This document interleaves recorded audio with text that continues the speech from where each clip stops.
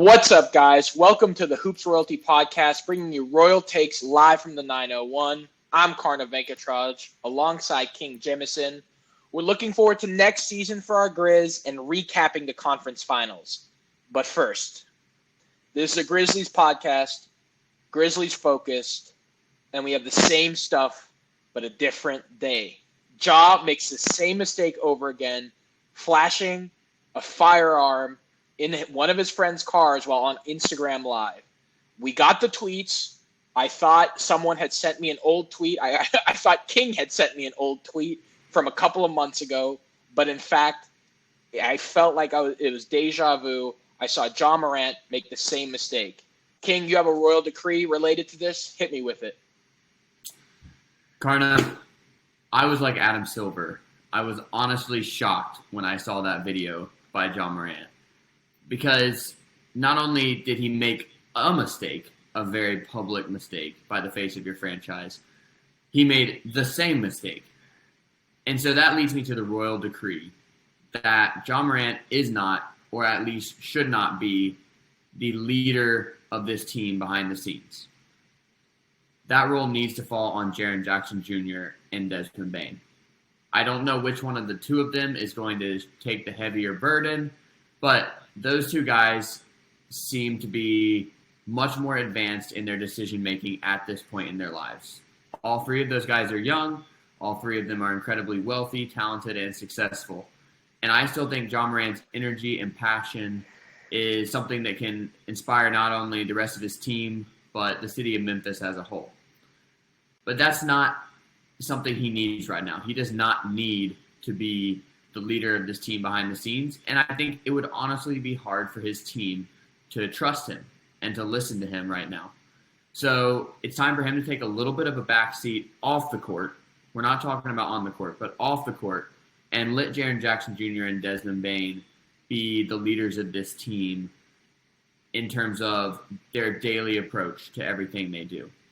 I'm not sure if any of those guys are actually willing to do that since Ja has been the leader for so long. But my royal decree is that Jaren Jackson Jr. and Desmond Bane should be the leaders of this basketball team. And I'm stamping that royal decree. I mean, how could you not? How could you not?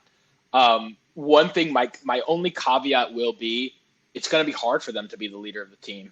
Because Ja wasn't only just the leader of the Memphis Grizzlies, he was a emerging face of the league, right?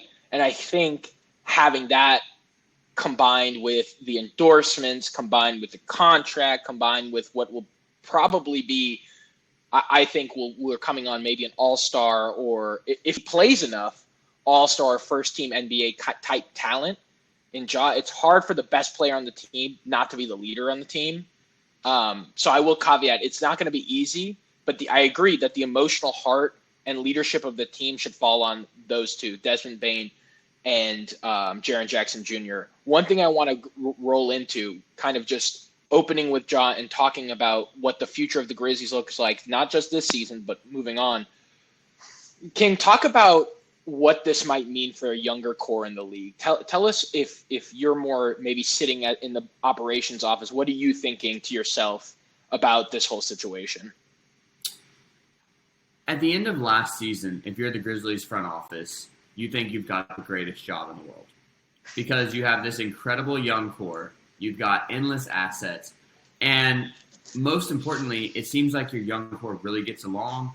They fit together on and off the court. They seem to be very mature for their age. They might talk a lot of trash. They might exude a lot of energy, but they're making mature decisions. They're good leaders.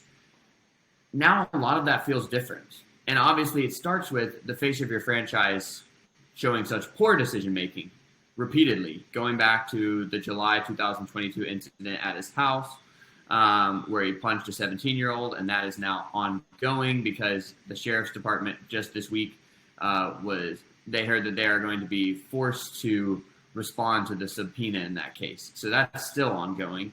And then, of course, we go to the Pacers incident in January. You go to the first gun incident in March, and now another gun incident in May. So that's the first thing, is that the face of your franchise is showing some incredibly troubling off-the-court behavior. But then things aren't so rosy on the court as well. You still love your young core, but those guys around them did not necessarily develop in the way you expected them to.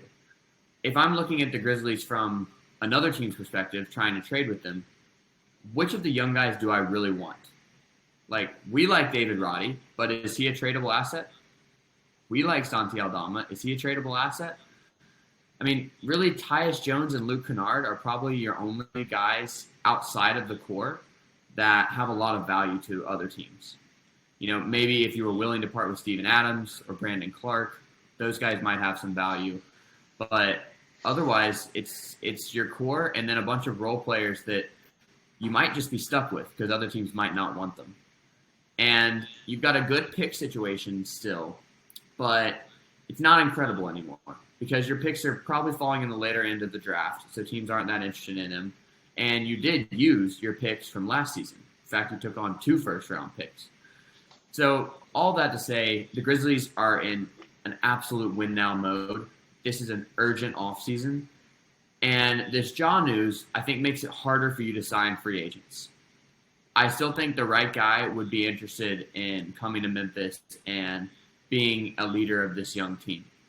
But are you going to get the ring-chasing vets to want to sign on to a situation where they don't know if the face of the franchise is really ready for that kind of leadership yet? I don't know. So I do think it is a troubling and urgent offseason for the Grizzlies. Yeah, and I think we'd be remiss to not frame this in the context of Memphis, right? Like, it's something that you and I have privately talked about a lot. We both teach in Title I school, or was it Title IX? Title I schools. Memphis is a community and an area that's been ravaged by gun violence. And in so many ways, Ja reflects the best of Memphis, the loud culture, the kind of in-your-face mentality, the grit and grind of Memphis. And in so many ways, he reflects the best of Memphis. But as a leader and icon in the community, it sucks to see that he also represents some of the worst of Memphis, which is gun violence, right? I think it sucks because we both have kids that we teach or that we taught that look up to him in so many ways. And we see kind of the day-to-day of his influence on a generation of kids that can either make or break a community. And I think seeing him consistently choose the wrong path, and not only that, he had a chance for redemption, because I think there's something to be said and something instructive for kids being like, hey, this guy made a mistake, and now, look, he learned from his mistake. And now he's never going to make that mistake again. And that's we teach kids, they make mistakes and they learn from them. Having one of the leaders of the community, somebody they look up to, someone that they idolize, make the same mistake again in a community that's ravaged by gun violence, it was heartbreaking for me. And that's the first thing, we really do care about the Grizzlies as an organization, but more than that, we love Memphis. And I think after seeing that really sucked. I hope he grows up. I hope he transforms himself into somebody that kids around Memphis, kids around the country can really, really look up to. Because right now he's not that, and he needs to transform himself into that to really be the face of the league, to transcend. We think about the NBA as, it's wins and losses, and you and I are both data-minded people. But if you look at the history of the NBA, there's a hinge of social justice that's just been there, right? Whether it's, Kareem Abdul-Jabbar or Bill Russell speaking out on, social issues, or Allen Iverson just culturally showing up for, hip-hop culture. The NBA plays such an important role in the minds of young people, more than any other sport, I would say, as far as culture making. And I think Ja doing this really, really hurt the brand of the NBA. But more than that, I think hurt the community of Memphis more than I think a lot of people are willing to say. And I really hope he transforms himself and represents Memphis in a way that, is just better. I can't think of a more eloquent way to say that, but it's just better. Yeah. And I'm going to put you on the spot here because it's not something we put in our Sure. very elaborate podcast planning doc. But what would you like to see from Ja moving forward? What could he do to make up for this mistake and be the kind of leader that we both believe he can be? I think there needs to be some dialogue with gun violence nonprofits. right? Whether it's I forget the names off the top of my head, but I think it's Moms Against. I forget. I don't want to say it wrong, so I'm just not going to go ahead and say that. But like there are gun violence nonprofits, anti-gang nonprofits, because I think that's much more targeted, where to the mistake that he made and the mistake that he has made, right?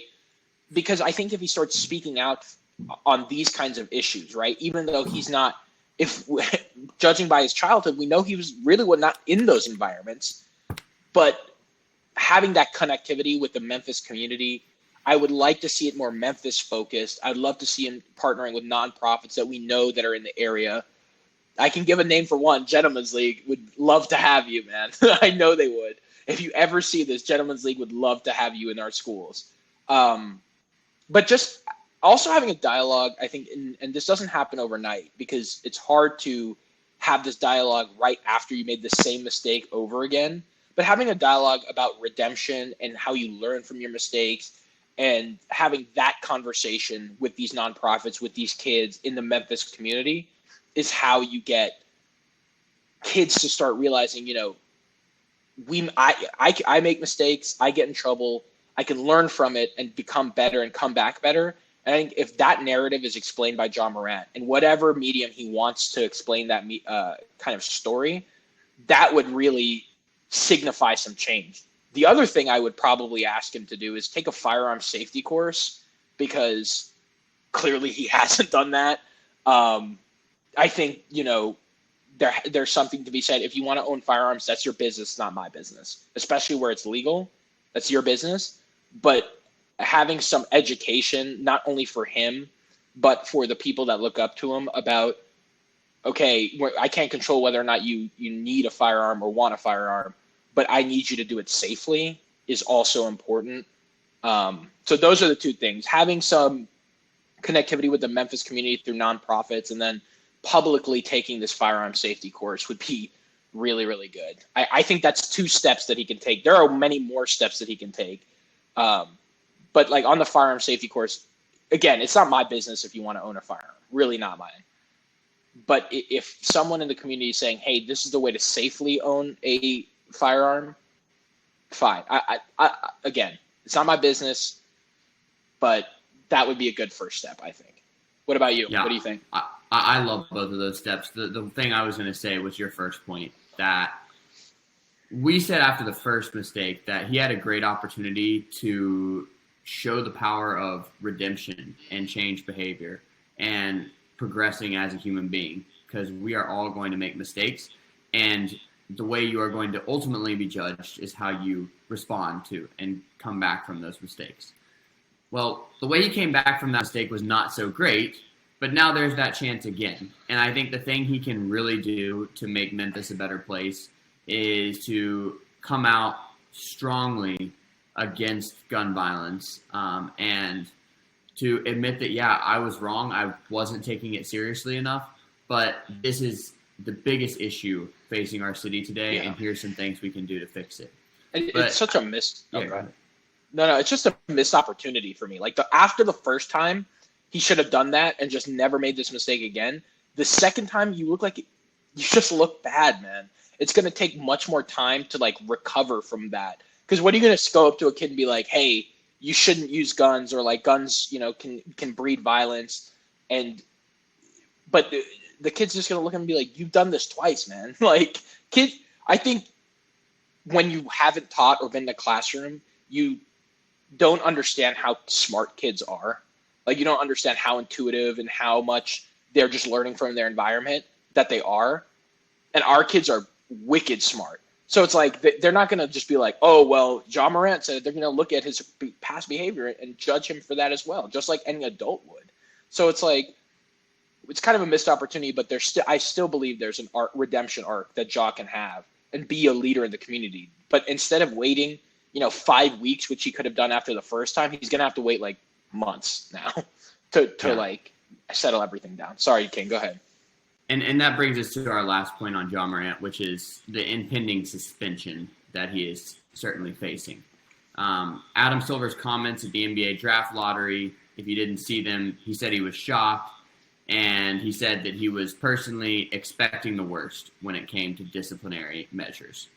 So that had Grizzlies fans very scared, thinking half season, full season suspension. I want to hear your thoughts first, Karna. How long of a suspension do you think Ja is facing for the upcoming 2023-24 season? I think at minimum 25% of the season, so like 20-ish games. I am guessing, based off Silver's comments, that the more probable outcome is close to 35, 30. I think it was the first time he makes this mistake, we're fine.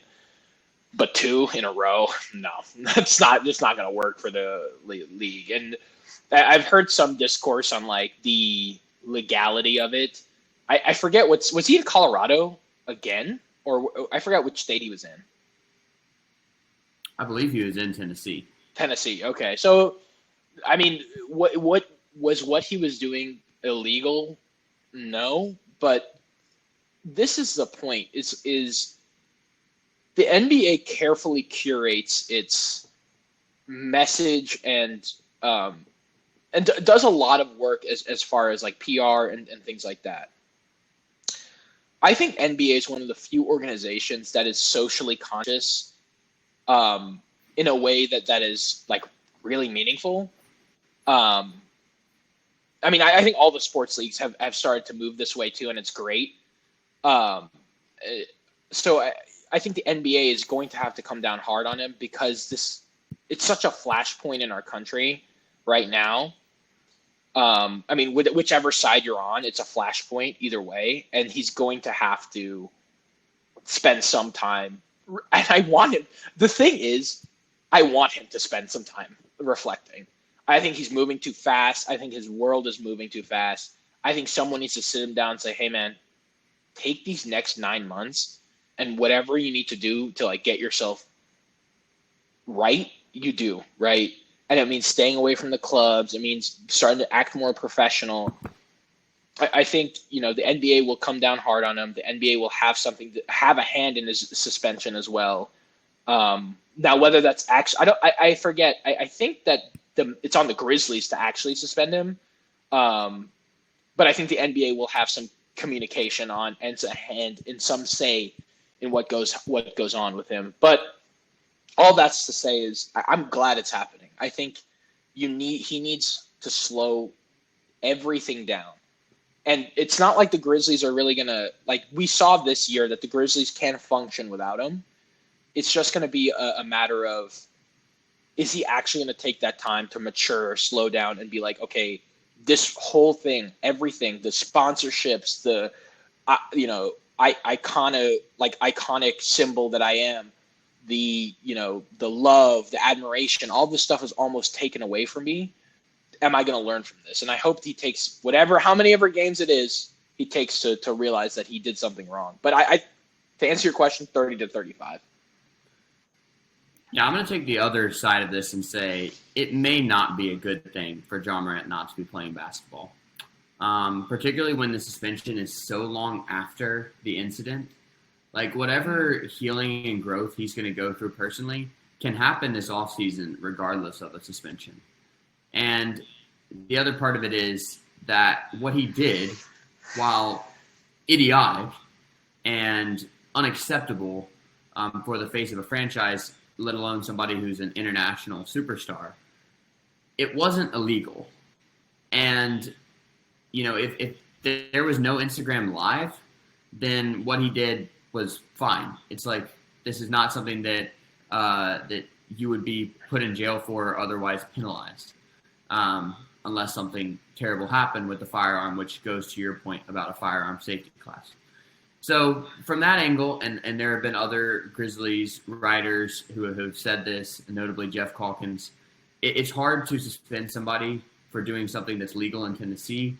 And when you have state representatives in Tennessee sending out Christmas cards with they and their family all holding AR-15s, it's hard to say that what Ja did was so bad that he deserves a half-season suspension. That being said, whatever he gets, it's very hard to argue from the Grizzlies side, from Ja's side, because this is the second time. He was sternly warned the first time. And so I think we're looking at something between 20 to 40 games. I went back through the list of past NBA suspensions. There's really not a good precedent. Gilbert Arenas got 50 games for bringing a gun into the locker room to threaten a teammate. I guess that, to me, shows the absolute ceiling of the suspension. And then I think the floor of the suspension is about 12 games, a little bit more than he got the last time.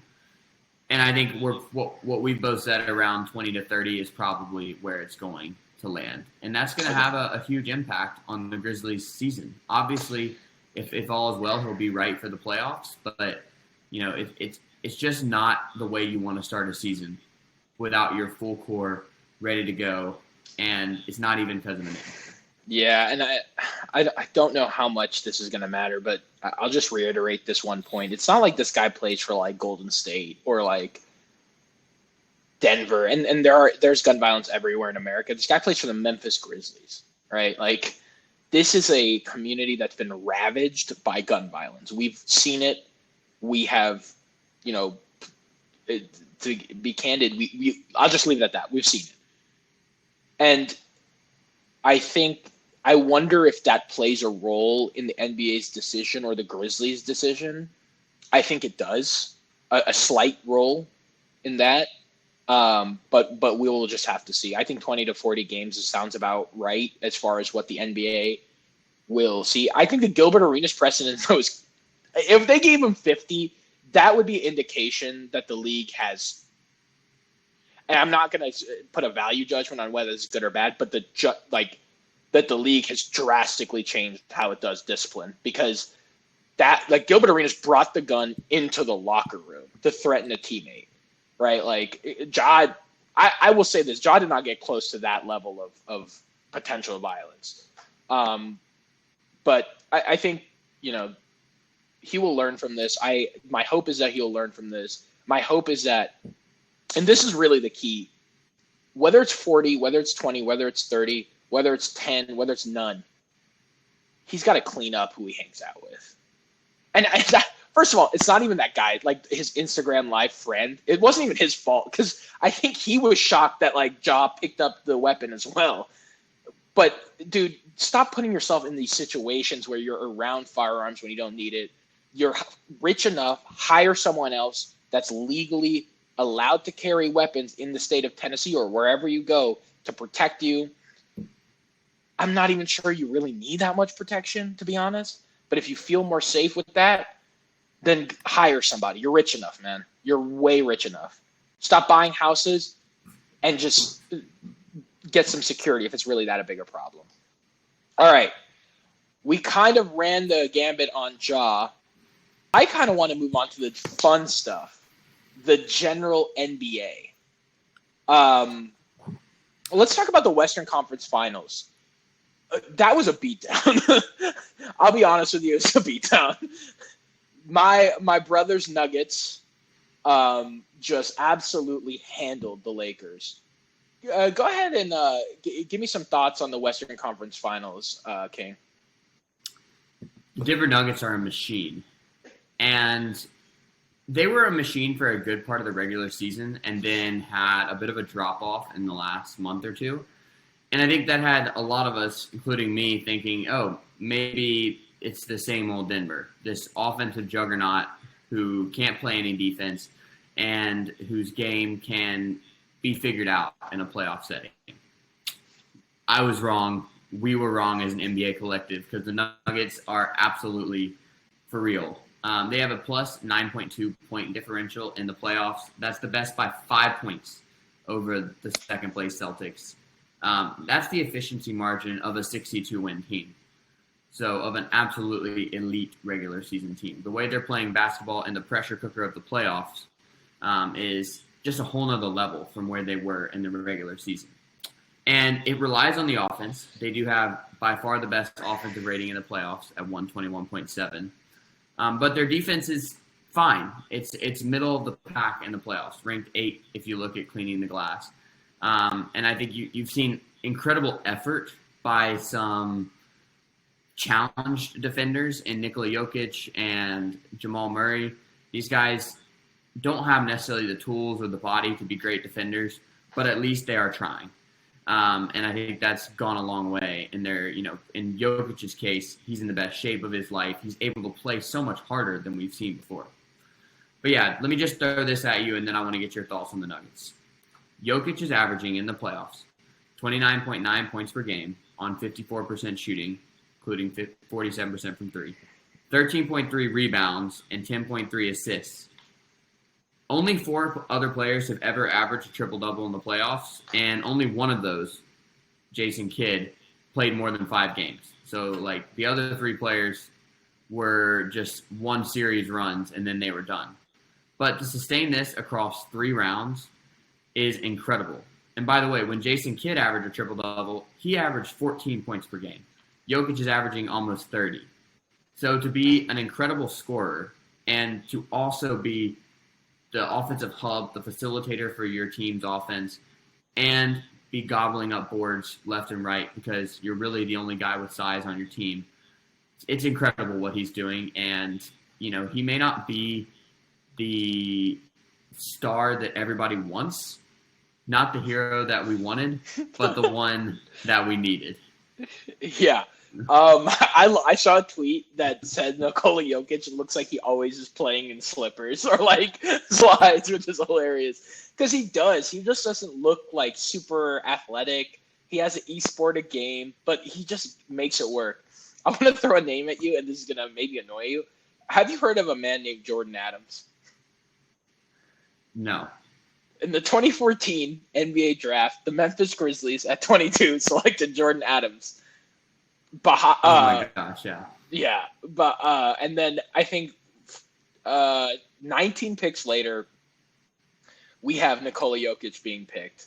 Tough to see, tough to be part of. Actually, Jordan Clarkson is down this list. We could have used him too. But to close a loop on the Nuggets, they look like the best team in the playoffs. I don't really know how else to say it. One guy who I love to see working out in this kind of – I'll just talk about the role players a little bit more. You kind of download on Nikola Jokic and Jamal Murray. I want to talk about Michael Porter Jr., Bruce Brown, and Aaron Gordon. They've been all really good when they needed to. And I think that – kind of shows us what the Grizzlies are missing in a vacuum, right? You rely on the 3 core, but they're not able to kind of carry the weight that Aaron Gordon – hold on. But either way, these role players are really being – as you put in our podcast planning document, you have 6 players averaging double-figure scoring.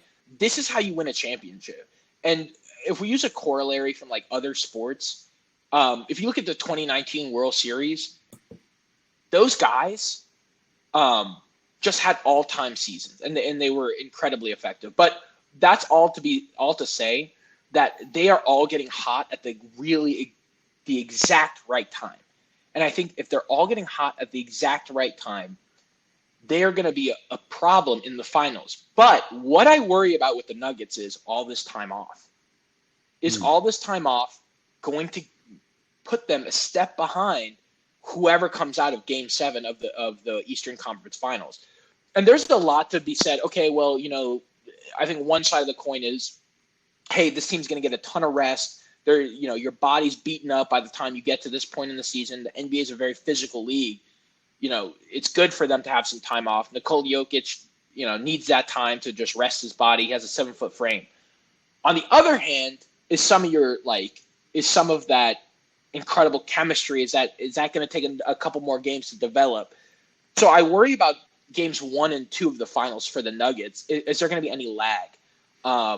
Just coming off of such a long rest and their opponent coming off such an emotional Game 7 and series. Is there a momentum being built?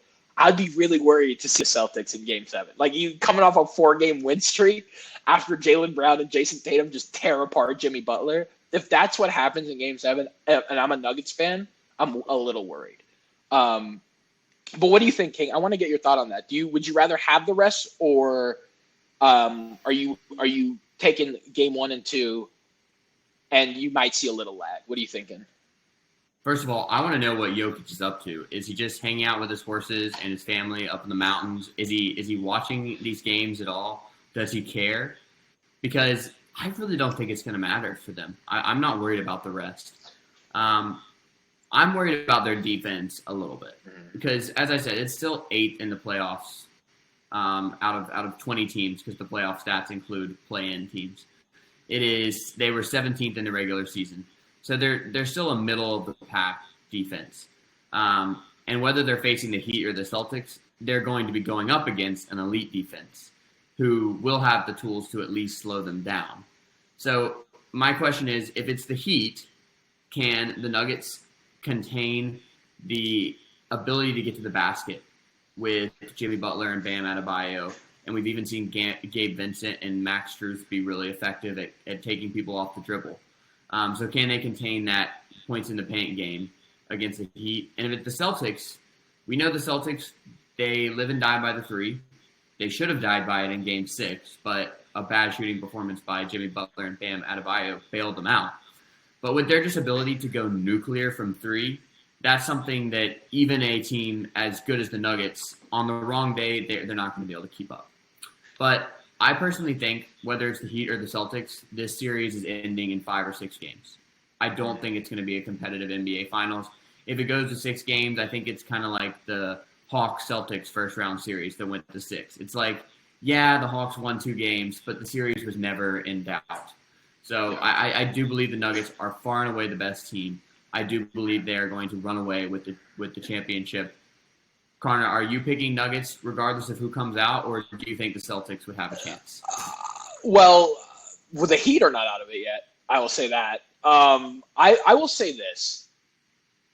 It will be interesting to see if Nikola Jokic could still – if the Heat come out, it's going to be Bam versus Jokic.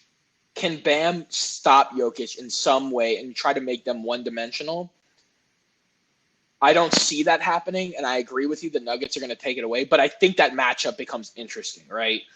Another thing to think about is if there is some sort of lag, does Jayson Tatum and Jaylen Brown, are they able to kind of figure their chemistry out and take a couple games? Because I think if they take the first 2 games, I think it is a competitive series, right?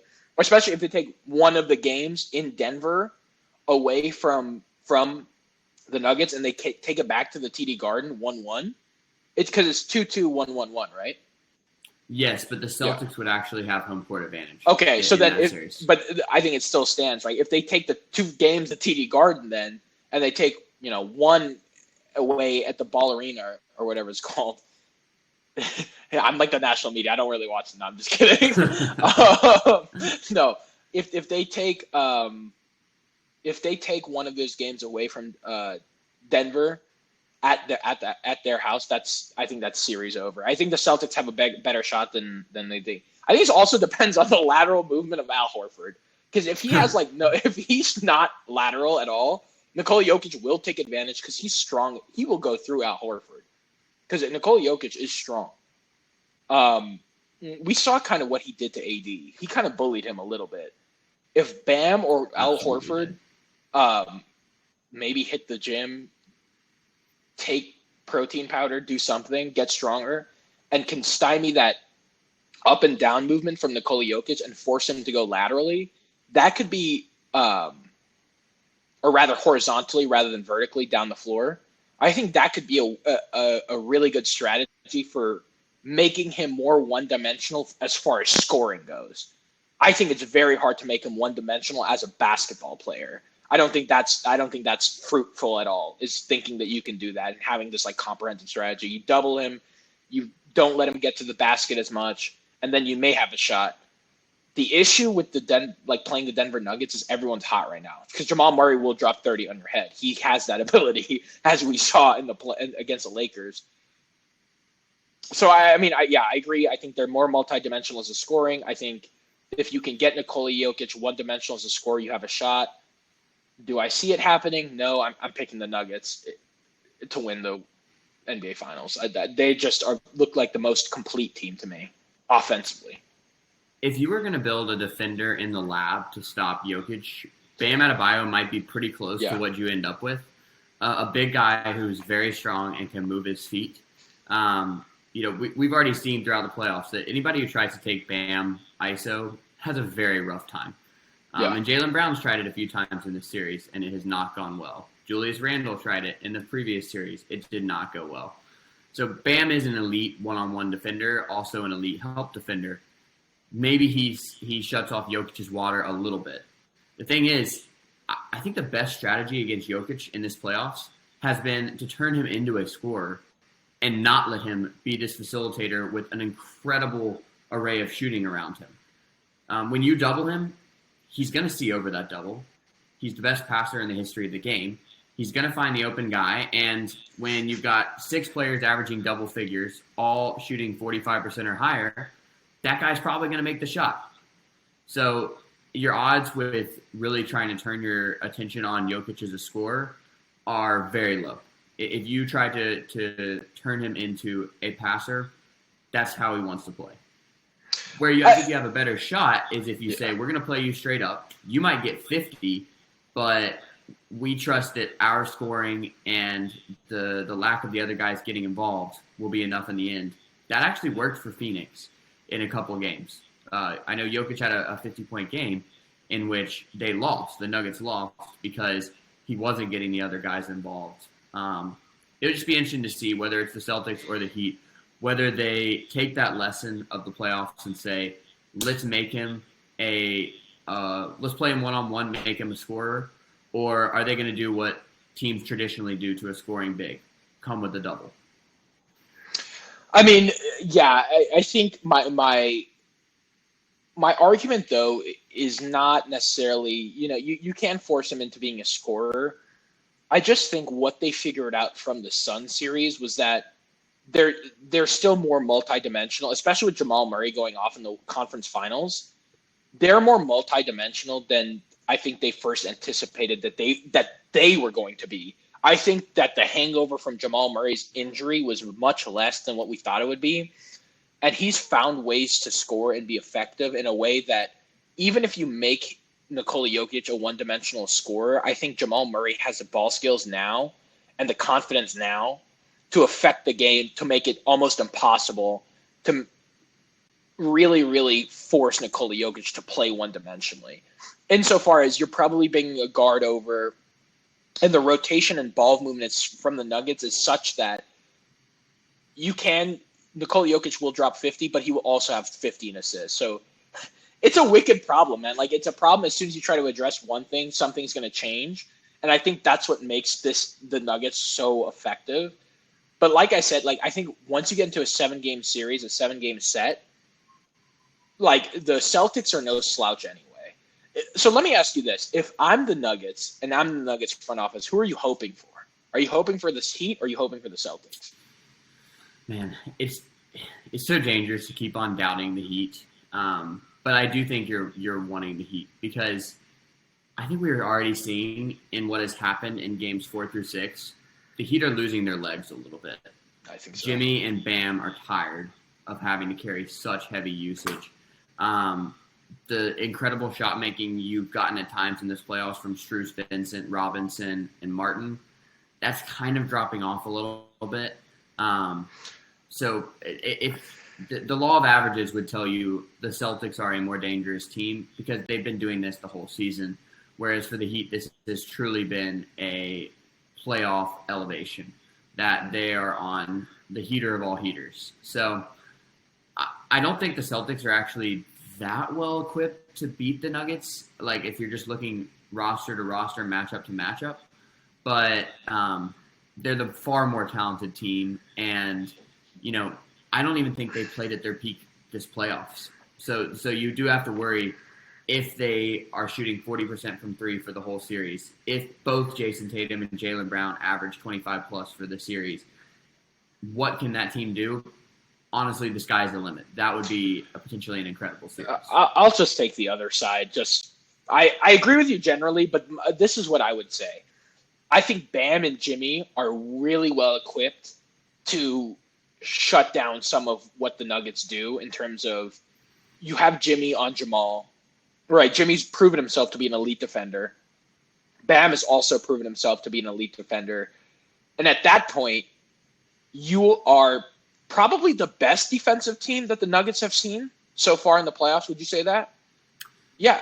The Lakers were playing such good defense in the playoffs, and then the Nuggets just picked them apart. That's true, but I think that they were maybe showing a little bit more age than anything else. I think 38-year-old LeBron, who's playing probably through a couple injuries, was just not equipped to deal with that. I mean, Jimmy's not young either, but I think Jimmy and Bam are uniquely positioned to disrupt at least some of what Jamal Murray and Nikola Jokic are able to do. That's my only point. I think Al Horford's way too old to be guarding Nikola Jokic. I think Nikola Jokic is going to run right through him. But I think what would be interesting is like Robert Williams, some of those role players on the Celtics. How would they match up and how would they combo with Al Horford to defend Nikola Jokic? Because they do have some length on the Celtics.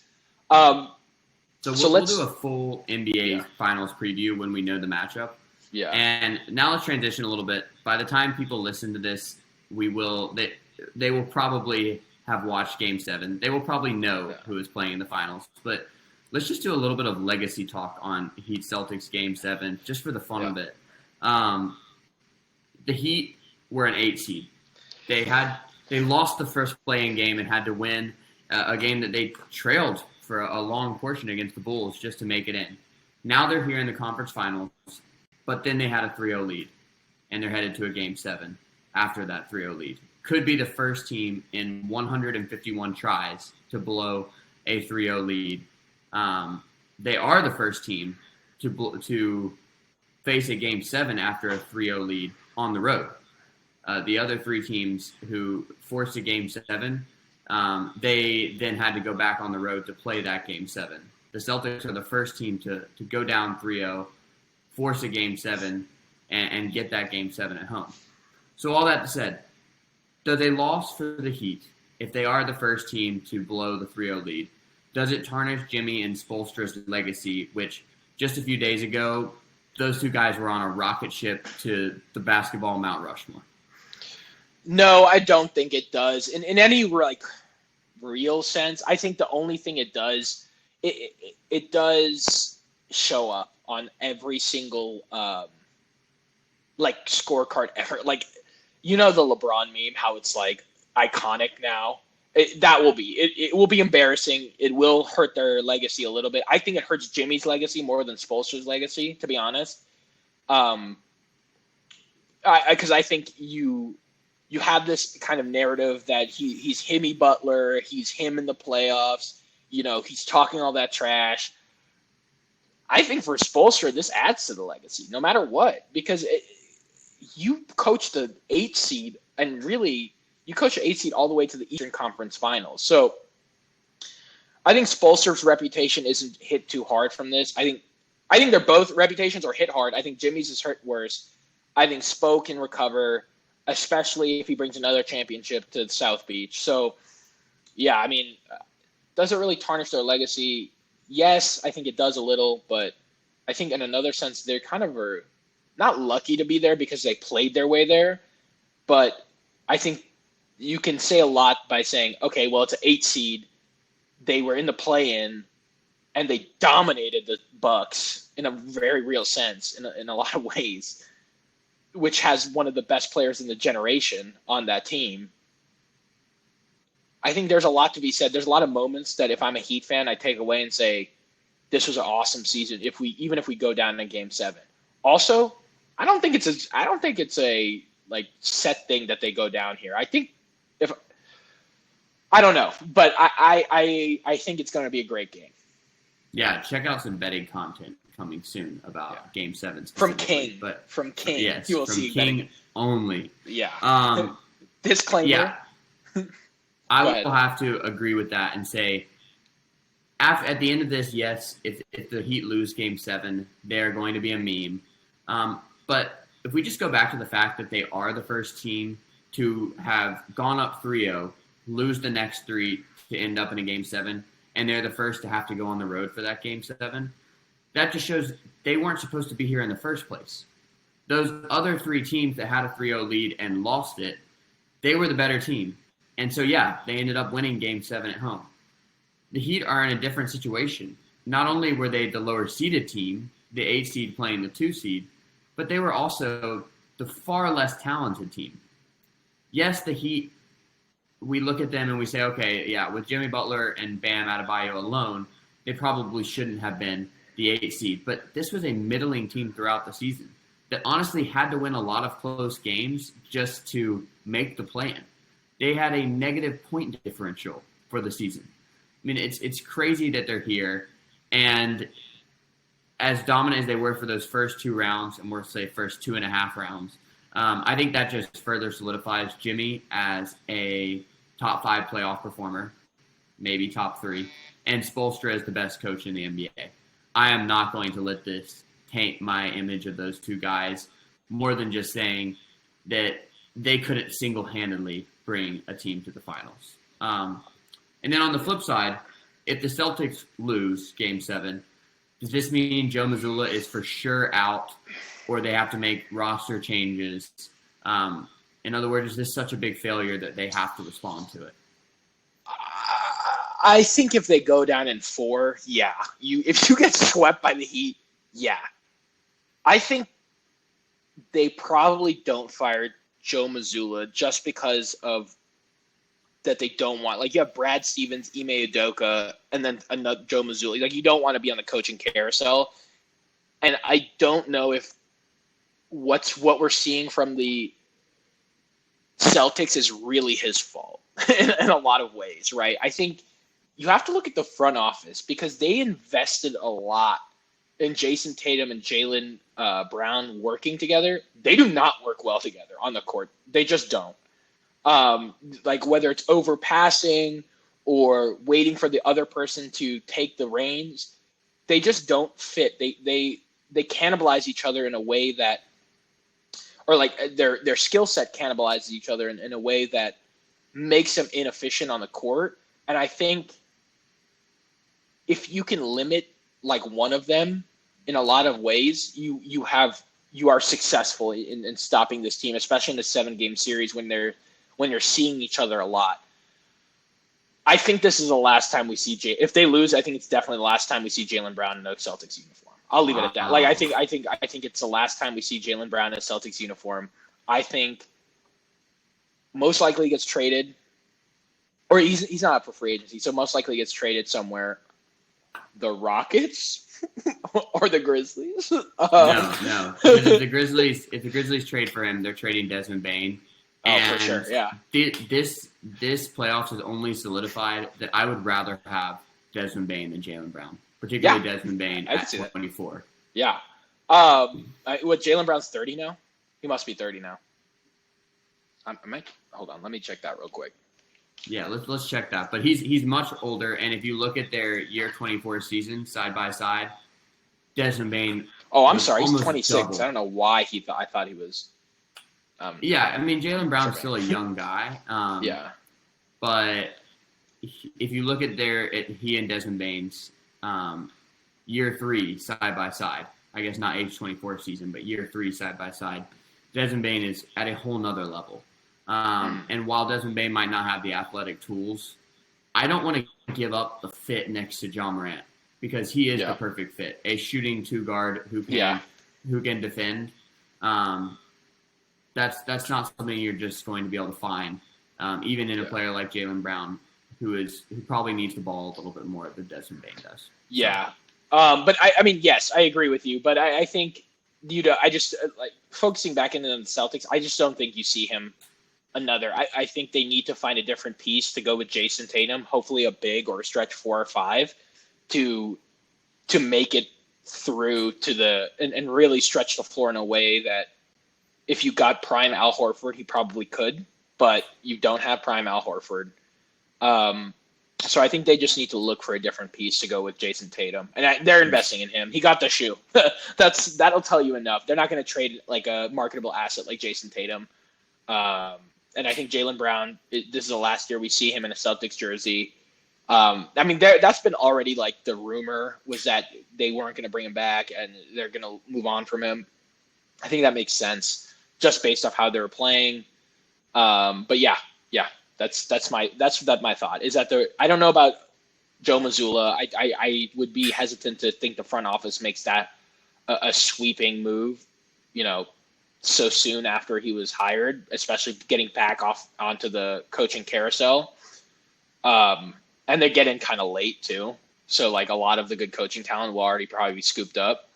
Because I can't think who's on the market. I know Ime Udoka obviously not going back to the Celtics, but I know he got picked up by the Rockets. Who else is out there?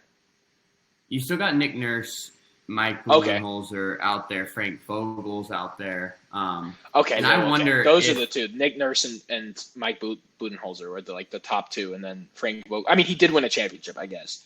There are 3 championship winning coaches out there, but yeah, I mean, I think you still stick with the young guy. Like he's not coached himself out of a position here. If anything, I think the front office needs to work in getting some more pieces for Jayson Tatum.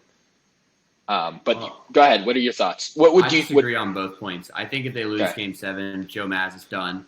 All you got to know about Joe Maz's status is to listen to Bill Simmons, a diehard Celtics fan, and listen to what his dad says, and listen to what Celtics Twitter says.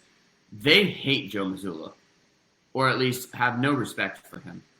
And from an outsider perspective, you're like, well, and this guy took over as a 32-year-old head coach. Like, are we really holding him to this standard? But he has made a lot of mistakes. I do think he's improved, actually, in Game 4 through 6 of the Eastern Conference Finals. But I think if they lose, they're still going to see this, from the Celtics point of view, they're still going to see this as a failure. They're going to want to scapegoat somebody, and it's going to be Joe Mazzulla. So you're saying on February 16, 2023, they signed this guy to a contract extension. They name him the head coach. You think they're going to move on from him in like less than half a season?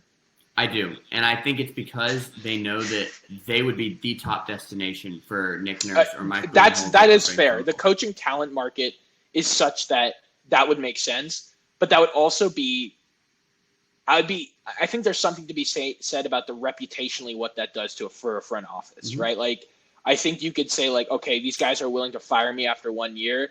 If I'm Nick Nurse or Mike Budenholzer, after just winning championships for my franchise, and then seeing this guy get cut not even a year after making it to the conference finals and forcing a Game 7, I think that the Celtics, I think it still is a top destination. I'm not going to say it's not.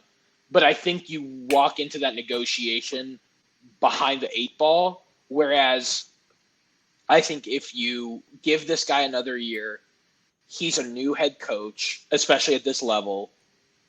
He's only 34. He's going to make mistakes. It's like, do you have Sean McVay or do you have one of the other, 15 other 30-year-old head coaches that the NFL has moved on from, right? And I think you give him another year to figure that out. Because I think that's a corollary, right? Like, that's the movement in all, a lot of coaching in the NBA and NFL is like, you're looking for young guys who are data minded, who are willing to accept what the front office is saying and implement what the front office is saying. I think you have that guy in Joe Mazzulla.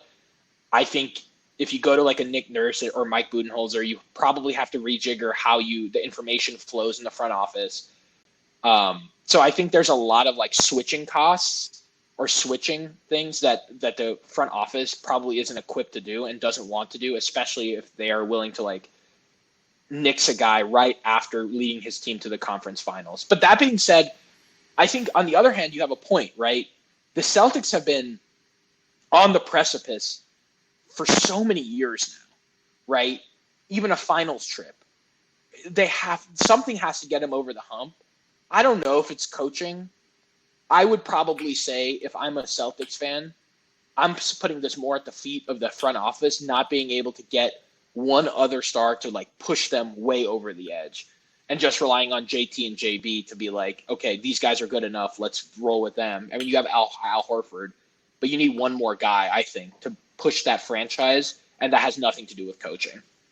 I just don't think you're going to get anybody better than Jaylen Brown. I think they've been probably behind the scenes just kind of shopping it out for a while now and just seeing that the return on a guy like Jaylen Brown is not going to be what you want when you're not trying to rebuild. You don't want picks. Yeah. You want players to help you. You need now. You need now.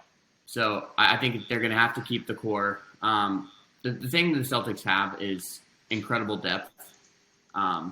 When you have a choice to say, Derek White not playing so well, this guy who's like a 6th man of the year candidate in the right situation, we can just bench him for a game because we have Malcolm Brogdon or, Al Horford, a guy who's been a part of not championship winning teams, but really good teams for his entire career.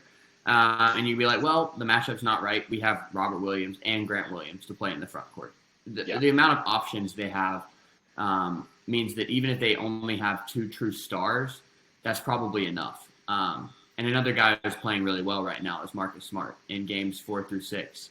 He's really, really turned it on in terms of his shooting and his passing. But let's move off the Celtics for a little bit, and we'll get more into the NBA Finals when we know the matchup and can really dive into that. But let's finish with some thoughts about the Grizz offseason. So we already said that, or at least I said, I'm not entertaining the Jaylen Brown for Desmond Bane conversation. That probably isn't happening anyway. But let me throw this at you, Karna. It's looking like Mikal Bridges is not available, but I'm going to present to you 2 trades, and you tell me which one you like more, okay? Mm-hmm. So trade number 1, the Nets sign and trade Cam Johnson, and you send them Tyus Jones, Santi Aldama, let's probably throw Luke Kennard, and 3 first-round picks.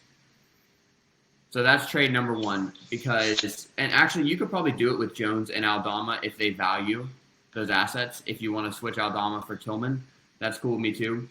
But Cam Johnson for Tyus Jones, Santi Aldama, and 3 first-rounders. That's option number 1. Option number 2, OG Anunoby and Gary Trent from the Raptors. And you send them Tyus Jones, Luke Kennard, Xavier Tillman, Zaire Williams, and 4 first-rounders.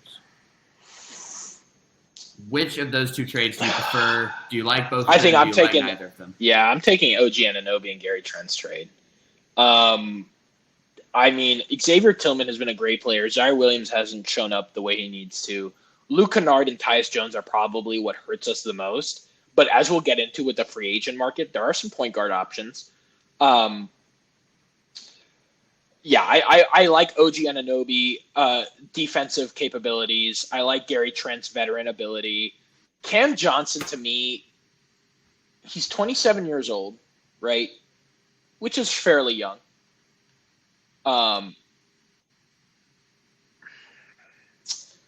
So this is my thing. He played 42 games last season, 15.5 points, averaged 2 assists.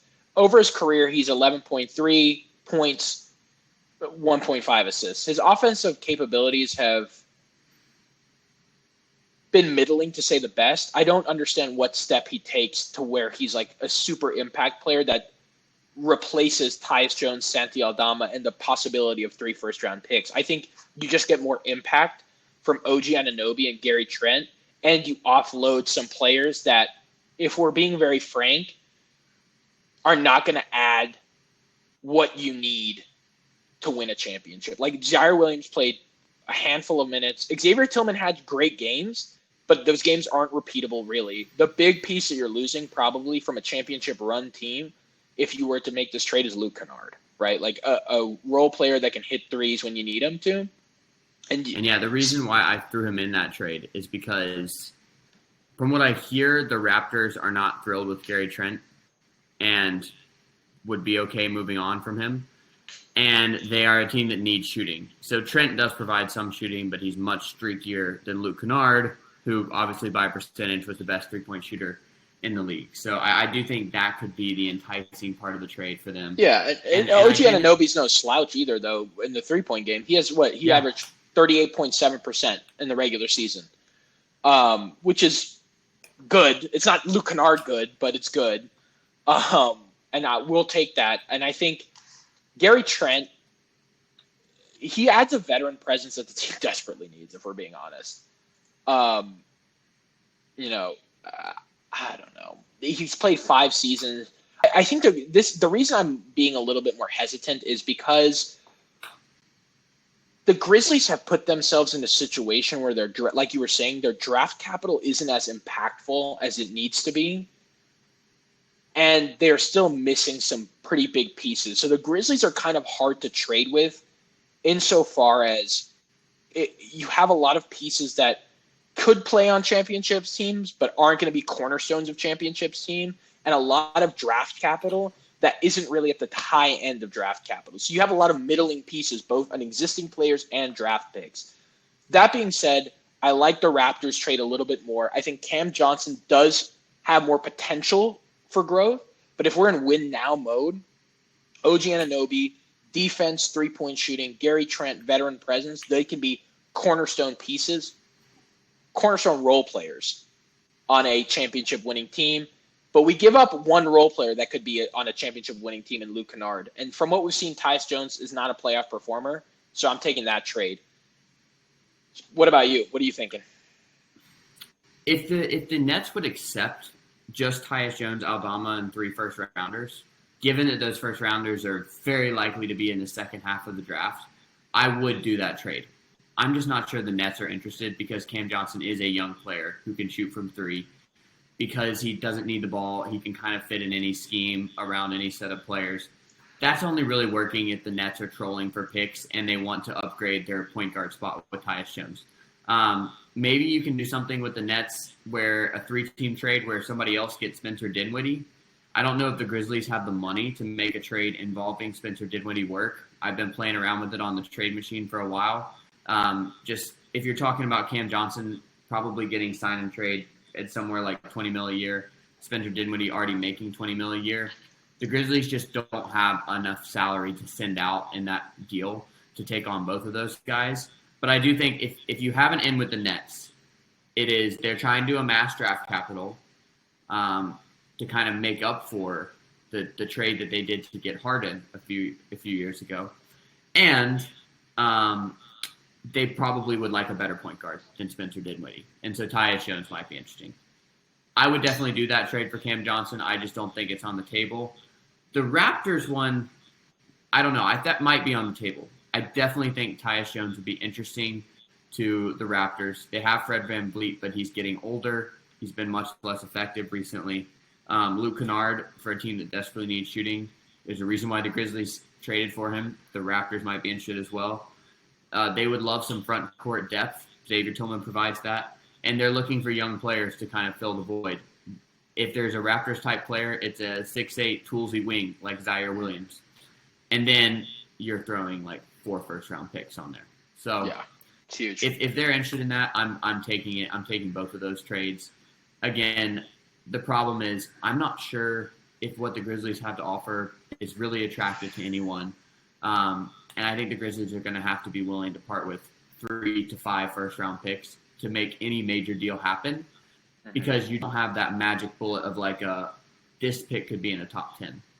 The one wild card is how much the teams value the 2024 Golden State Warriors first-round pick that the Grizzlies own. Because that one, with the way the Warriors struggled last season and with the uncertainty around their offseason, there may be some speculation that the Warriors are going to really drop off next season, and so that pick might have some value that the Grizzlies' own picks don't.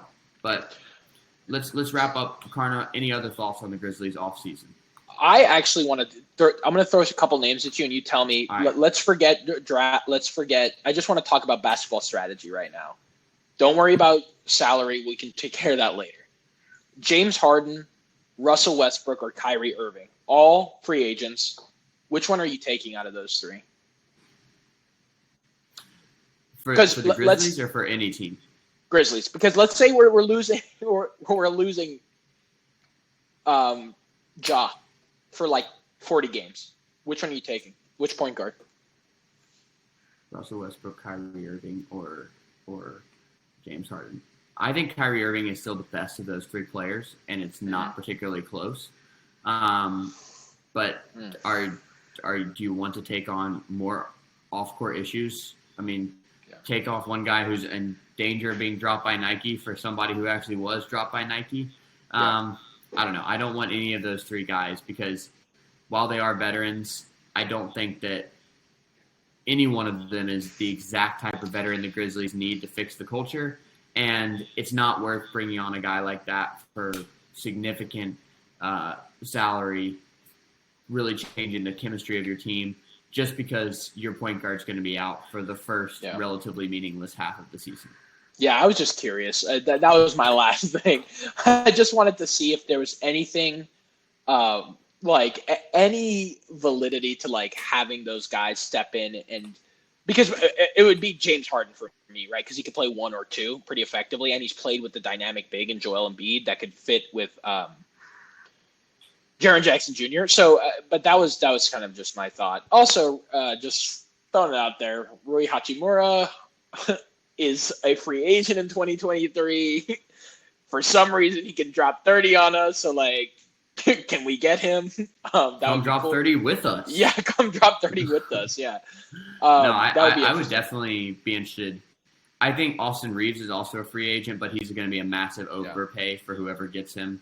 And the Lakers aren't going to let him go. Bruce Brown also.